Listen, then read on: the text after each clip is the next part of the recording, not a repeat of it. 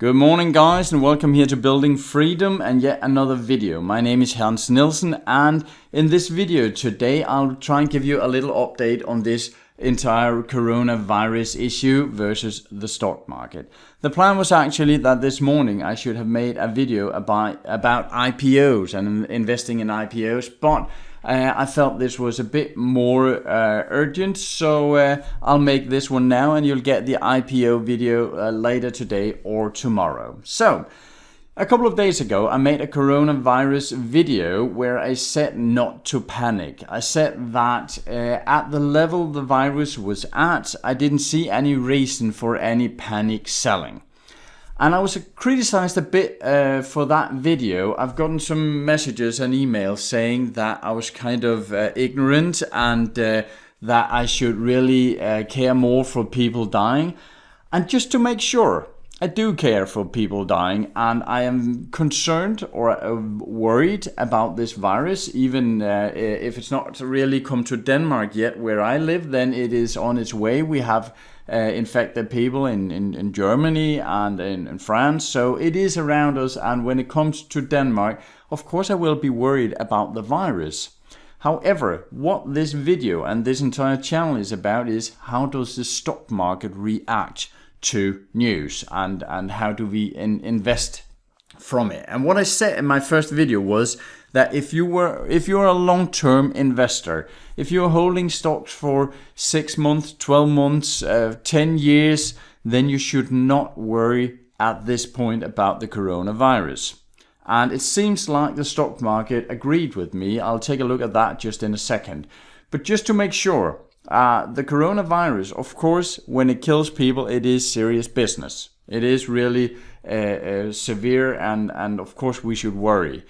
But should we sell everything in our portfolio? Not necessarily.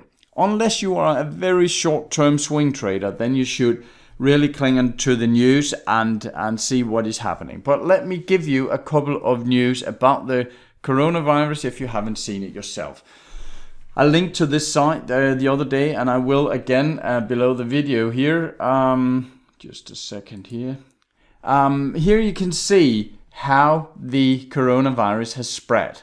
And we can see the entire world. We can see Germany, France. We can see that we have in the United States and Canada. So there are infected people around the world. But of course, the most severe condition is here in China, in the Wuhan province.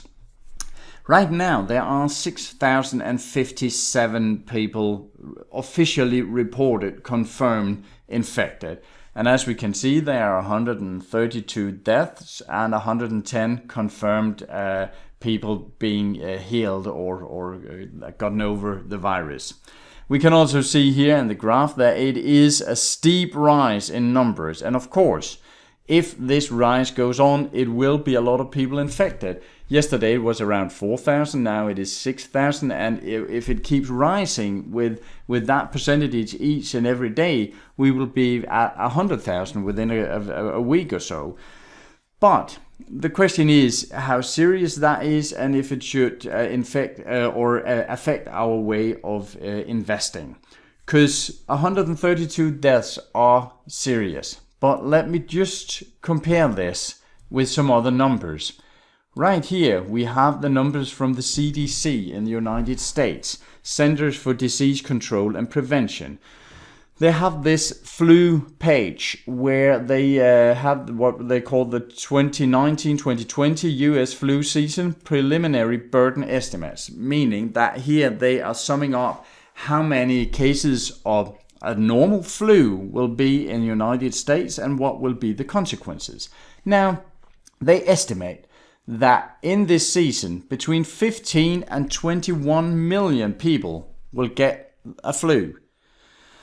Alright, 7 to 10 million people of these will visit the doctor. So these are the numbers we can be quite certain on. There are some infected people, about half of the infected people don't find it necessary to go to the doctor, or they don't have the money to visit the doctor and so on. So half of them, these are the one we can count, is 7 to 10 million people that have some sort of medical visit. From these around 10 million people, we get about a 250,000 people hospitalized, meaning that they have such a severe condition of the flu that they need to be hospitalized. All right, from these 2,500 people, we have up to 20,000 dead people. All right, 20,000 dead people from 10 million flus. And I know this is not the same percentage number that dies of the coronavirus, at least as far as we can tell right now. These are somewhere between 0.2 and 0.3, 0.4% of people getting the flu that dies. But it's just to put it into context that right now, the numbers we are seeing right now, and it is spreading quickly, and it can, my opinion about it can of course change, but right now we are seeing about 2% of the infected people that dies. As far as I can tell, no one outside China has died from this coronavirus. But I might be wrong here. But I haven't found any numbers. There are a lot of numbers here about the different provinces. But at least the main part of the people that have died are from China, and not many, at least, from outside China. So it's just to keep the numbers into perspective here. Yes, we have 132 deaths here, and that is serious. But in the United States alone, there are 20,000 deaths from the flu each and every year. Of course, as I said, this can change quickly. So if this coronavirus spreads out and all of a sudden we have 100,000 or 500,000 people infected outside China, maybe in some of the large cities like London or Paris or New York, I think the picture will change and there will be a bit more panic in the media and among people. But right now, I would not panic more than I would panic from a really hard season of the flu. Let's see how the market took it. Here we can see the S&P 500 futures, and we can see that we had a couple of rough days here, going from we were down around 3%. And yes, that of course is annoying to look at your portfolio and see that everything is in red. But come on, 3% is not really a panic, is it? I think we have a 5 to 10% correction each and every year, and sometimes several times a year. So it seems right now that the financial markets are slowly trying to find their ways in this, and seeing, hey, we can actually use this as a situation where we can buy some stocks that have dropped too much. We can get the stocks with a bit of a discount. As I said, and I will update you on my opinion on this, so that if all of a sudden it spreads widely and people are dropping dead all over the world and we have tens and thousands of deaths, then of course this will affect the market more. But right now it seems like it is pretty much, I wouldn't say under control, because 50% more infected from one day to another is probably not under control. And there is a little thing about that. The numbers here are from China mainly. And we do know that China doesn't have the best track record of giving us the correct information. That is economic numbers, financial numbers, all sorts of numbers. It seems like many numbers coming out of China has been fitted to fit the narrative that the Chinese government want to tell. So this might be 10 times as high. It might be 60,000, but it still doesn't really, it doesn't change my opinion about this. Of course, is a bad infection and people are dying, but not really a reason to panic sell your stocks. All right. And again, I apologize for making a severe illness into some sort of economic discussion.